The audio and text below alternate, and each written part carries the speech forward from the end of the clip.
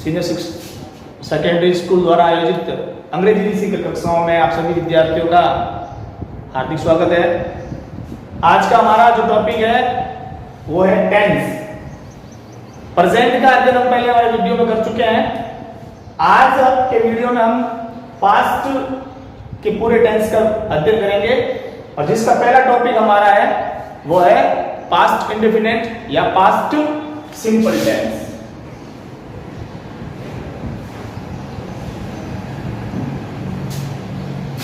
Past tense वो tense होता है जिसमें भूतकाल में संपन्न होने वाली क्रियाओं और गतिविधियों के बारे में अवगत कराया जाता है या उससे हम ये पता करते हैं या उससे हमें पता ये चलता है कि ये कार्य जो है आज से अभी का जो समय है उससे कुछ समय पहले का जो टाइम था उसमें ये कार्य संपन्न हुआ है। अब अगर कोई वाक्य हिंदी में दे रखा है और उसको हमको पहचानना है वास्तव में कि ये कौन से काल है, ये टेंस कौन सा है, तो उस पहचान उन वाक्यों की जो मैं आपको बता देता हूं हिंदी वाक्यों में। उसके बाद में अंग्रेजी वाक्य की पहचान के बारे में भी अध्ययन करेंगे। पहले जो हिंदी वाक्य होते हैं उसको हम कैसे पहचानते हैं। हिंदी वाक्यों के अंत में आ, ई और ए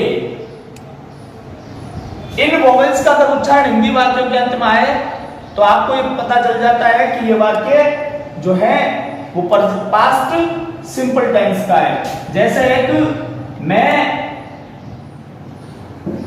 कल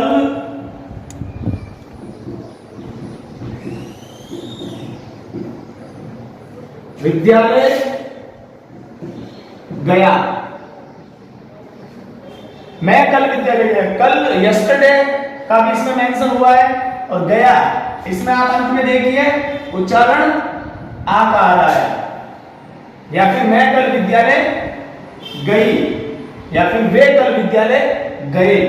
आप इन सब में देखेंगे कि इन तीनों वोवेल्स का उच्चारण, तीनों स्वर का उच्चारण हो रहा है। इससे ये सिद्ध होता है कि ये वाक्य जो है आपके समक्ष वो पास्ट सिंपल टेंस का है। और हिंदी में तो हमने इसकी पहचान पता कर ली।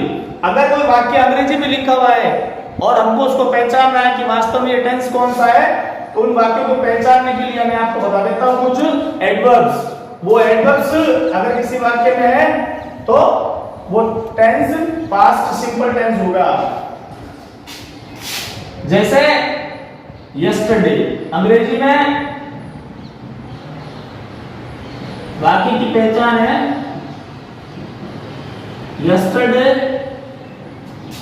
लास्ट, लास्ट के बाद में इसके साथ कुछ भी आ सकता है, last night, last month, last year, last day, everything. Yesterday, last and past time, जो समय बीत चुका है वो भी पास्ट इंडेफिनिट टेंस का ही एक हिस्सा होता है। इससे ये पता चलता है इन एडवर्ब से। अगर किसी सेंटेंस में ये एडवर्ब्स है तो निश्चित रूप से वो सेंटेंस पास्ट सिंपल टेंस का होगा। अब इस वाक्य को अगर कोई हिंदी वाक्य आ जाए और उसका हमको अंग्रेजी में ट्रांसलेशन अनुवाद करने को कहे तो हम किस स्ट्रक्चर के तहत उसका अनुवाद अंग्रेजी में करेंगे, वो स्ट्रक्चर मैं आपको यहां बता देता हूं, ध्यान से आप समझे उसको। पास्ट सिंपल टेंस में जो एफर्मेटिव जो सेंटेंस होते हैं उन एफर्मेटिव सेंटेंस का स्ट्रक्चर हम आज समझेंगे। वाक्य के प्रारंभ में सब्जेक्ट को मेंशन कर रहे हैं, उसके बाद में मुख्य क्रिया की दूसरी अवस्था मेन वर्ब की सेकंड फॉर्म का इसमें प्रयोग होता है एफर्मेटिव टेंस में, एफर्मेटिव सेंटेंस में। जैसे अब एक समय ऊपर एक जिससे सब्जेक्ट का सेंटेंस था, मैं कल विद्यालय गया। वाक्य के प्रारंभ में सब्जेक्ट मैं, अंग्रेजी में आई। नेक्स्ट मैन वर्ब की सेकंड फॉर्म, इसमें क्रिया क्या है, काम क्या हुआ है, तो क्रिया इसमें है गया। अगर क्रिया पता करनी हो तो वर्ब प्लस वॉट या वेयर, इनसे आप क्रिया का पता कर सकते हैं। साधारण क्रिया वाक्य को देखते पता चल जाती है कि इसमें काम क्या हो रहा है, जाने का। तो गया, जाना, go, second form went, third form gone. हमें सेकंड फॉर्म का प्रयोग करना है।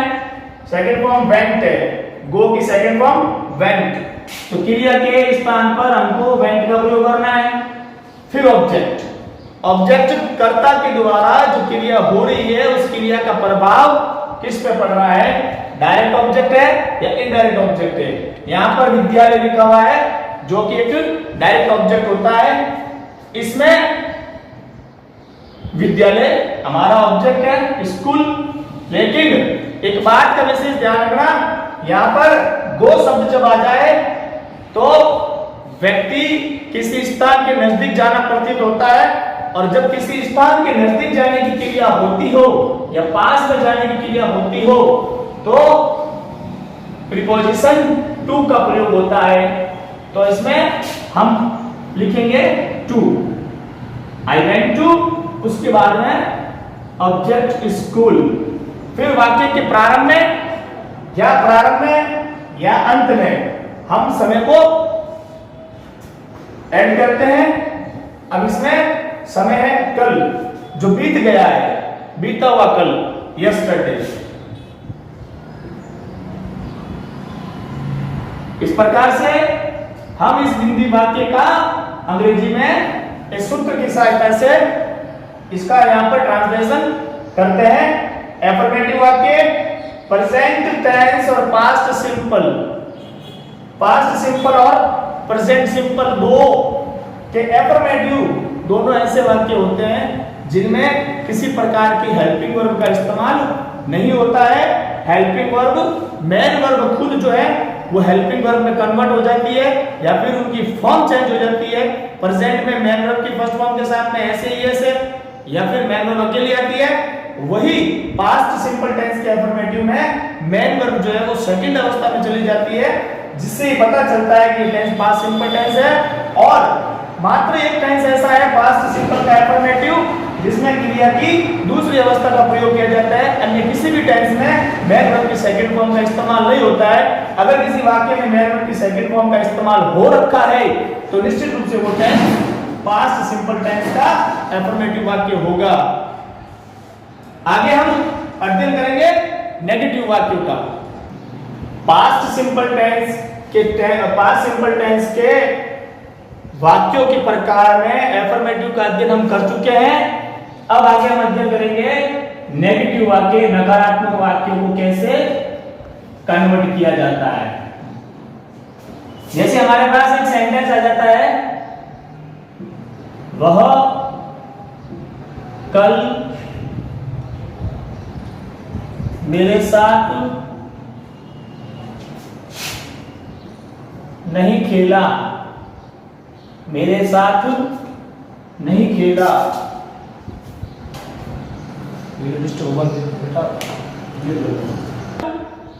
नहीं खेला,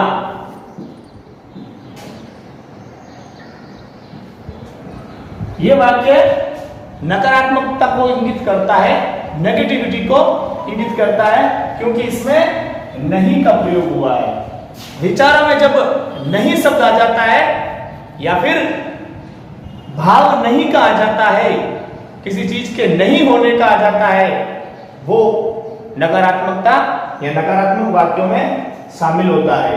अब इस वाक्य में नहीं का प्रयोग हुआ, इससे सिद्ध हुआ कि टेंस जो है पास्ट सिंपल टेंस के नकारात्मक वाक्यों का प्रयोग करना है हमको। अब इसका जो सेंटेंस स्ट्रक्चर है, उस सेंटेंस स्ट्रक्चर के माध्यम से इस हिंदी वाक्य को हम अंग्रेजी वाक्य में कन्वर्ट करेंगे, उसको ट्रांसलेट करेंगे। तो इसके लिए subject plus did plus not plus main verb की फर्स्ट फॉर्म देन ऑब्जेक्ट, ये पास्ट सिंपल के नकारात्मक वाक्यों को हिंदी वाक्य को अंग्रेजी में कन्वर्ट करने का या ट्रांसलेट करने का एक सेंटेंस स्ट्रक्चर है। इन स्टेप्स को आप फॉलो करते जाइए। ये जो टेंस है, ये जो वाक्य है, वो स्वतः आपके सामने अंग्रेजी में ट्रांसलेट हो जाएगा। इन स्टेप्स को आप 1 2 3 4 5 इन स्टेप्स को फॉलो करेंगे तो आप इस वाक्य को अंग्रेजी के वाक्य में आराम से इजी वे में आसानी से इसको आप ट्रांसलेट कर लेंगे। जैसे अब देखिए इधर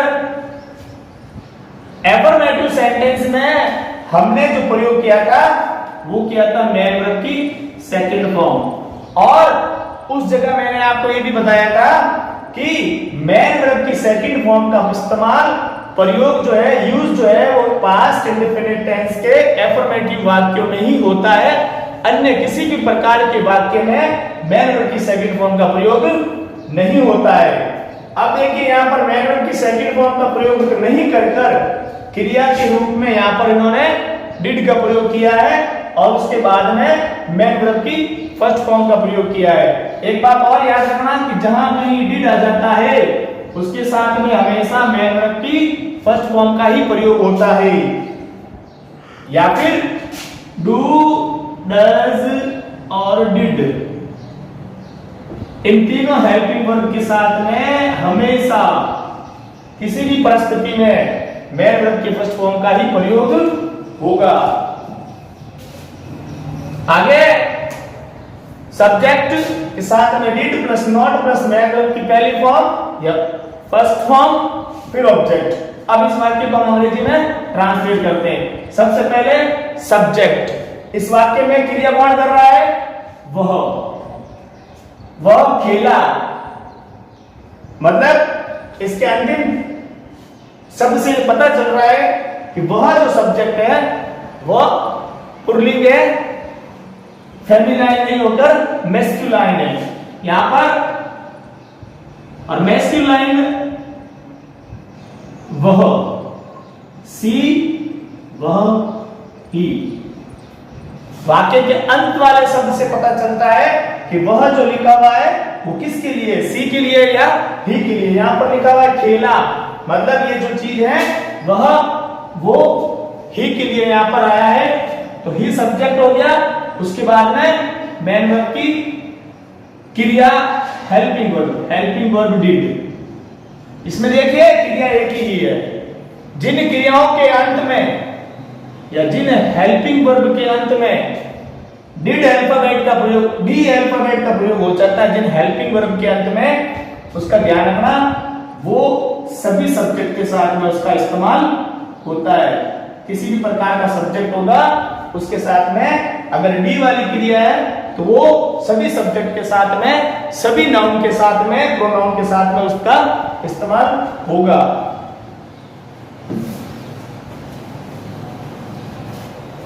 अब सब्जेक्ट हमारे पास में ही, उसके बाद में मैन वर्ब की फर्स्ट फॉर्म डिड, फिर नॉट, फिर उसके बाद में मैन वर्ब की फर्स्ट फॉर्म खेला, प्ले, प्लेड,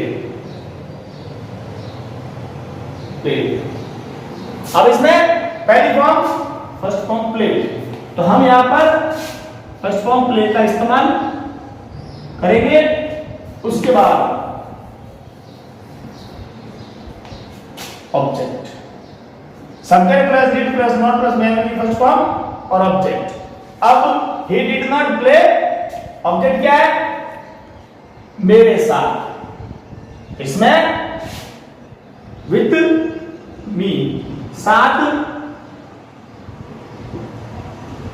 जो हिंदी वाक्य है उसका प्रीपोजिशन जो है वो अंग्रेजी में विद होता है। अब इसमें ये विद का प्रयोग किया हुआ है। अब लास्ट में मेरे साथ, विथ मी, फिर समय। अब इस टेंस में एक यही बचा है समय, यस्टरडे।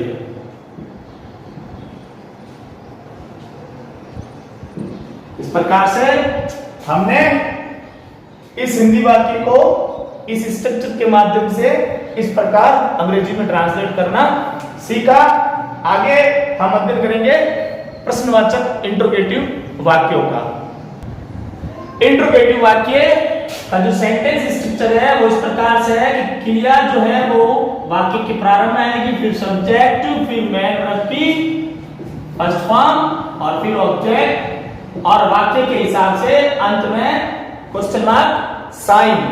अब जैसे एक वाक्य आपके सामने है कि क्या वह कल तुम्हारे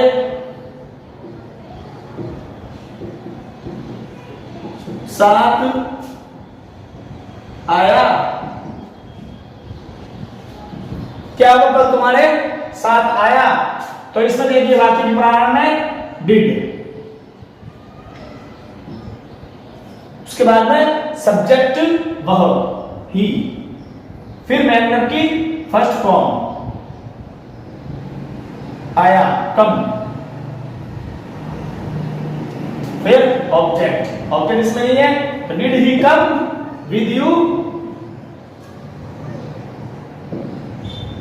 यस्टरडे, क्वेश्चन मार्क साइन। तो इस सेंटेंस स्ट्रक्चर से आप प्रश्नवाचक वाक्यों का इस प्रकार से अंग्रेजी में अनुवाद कर सकते हैं। आगे हम अध्ययन करेंगे इंट्रोगेटिव नेगेटिव का। आगे हम अध्ययन करेंगे इंट्रोगेटिव नेगेटिव का। आप इंट्रोगेटिव नेगेटिव और ये इंट्रोगेटिव इसके साथ में आप नेगेटिव सेंटेंस को अपने दिमाग में रखें ताकि आपको हर एक स्ट्रक्चर को सेपरेटली याद करने की आवश्यकता नहीं रहेगी। आप इसको समझ कर लीजिए, जिस प्रकार से मैथ में किसी सूत्र को समझ कर करता है इस प्रकार इसमें भी समझ कर करें। नेगेटिव वाक्य में देखिए आप नॉट किसने तीसरे स्थान पर था और इंट्रोगेटिव वाक्य में हेल्पिंग वर्ब कहां थी, पहले नंबर पर। तो सर्वप्रथम हम क्या करेंगे, इंट्रोगेटिव के हिसाब से पहले स्थान पर लगाएंगे हम हेल्पिंग वर्ब, सब्जेक्ट, फिर हम नेगेटिव का प्रयोग करेंगे। तो नेगेटिव प्रयोग इसमें ध्यान रखना कि नॉट तीसरे स्थान पर इस सेंटेंस में लगा देंगे तो वाक्य स्वतः जो है वो इंट्रोगेटिव सेंटेंस में, इंट्रोगेटिव नेगेटिव सेंटेंस में कन्वर्ट हो जाएगा। तो डिड, सब्जेक्ट, फिर नॉट तीसरे स्थान पर। बाकी स्ट्रक्चर जो है आगे पूरा यथावत रहेगा, सेम रहेगा, ऑब्जेक्ट और फिर क्वेश्चन मार्क साइन। इस तरह से ये आपके इंट्रोगेटिव नेगेटिव का स्ट्रक्चर हो गया। अब क्या वह कल तुम्हारे साथ आया, इसको हम ट्रांसलेट करेंगे, क्या वह कल तुम्हारे साथ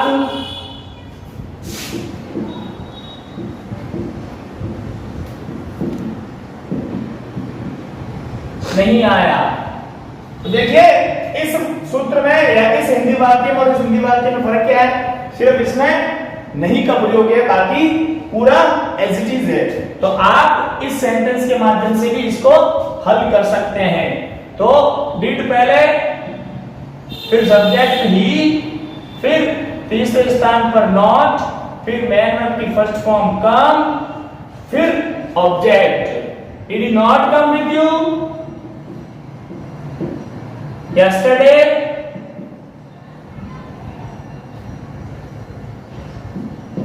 and that's all and finished। ये पास्ट इंडेफिनिट टेंस के चारों प्रकार के वाक्यों का अध्ययन हमने यहाँ किया है।